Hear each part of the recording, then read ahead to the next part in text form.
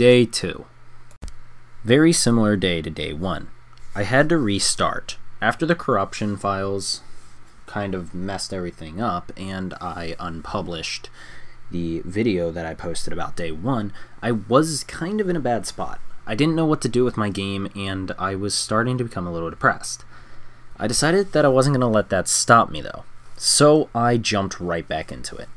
As you can see here in the footage, I recreated Alice the best to my ability. I didn't look at the video at all, and I kind of just went off my instincts. It actually looks a lot better than it did the last time.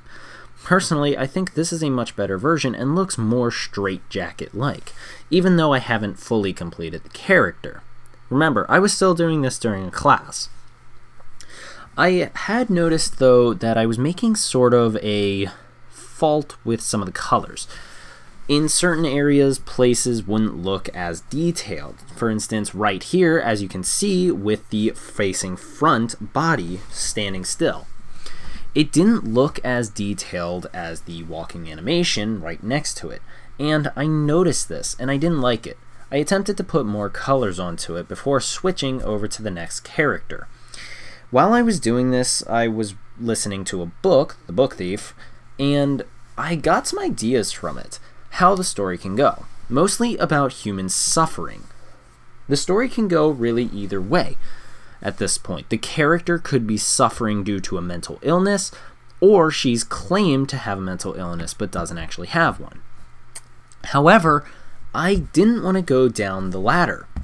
I wanted to go down that she had a mental illness, mainly because most games with a character with a mental illness have them being the main hero and that they actually don't have a mental illness and that it's actually something else.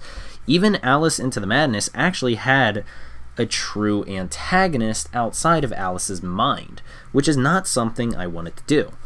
The straitjacket was very easy to replicate. All I had to do was really whiten in some areas and make places darker to make it look like shadows. And that was day 2. I didn't even complete Alice all the way, at least not at this point, and probably will complete her on day 3.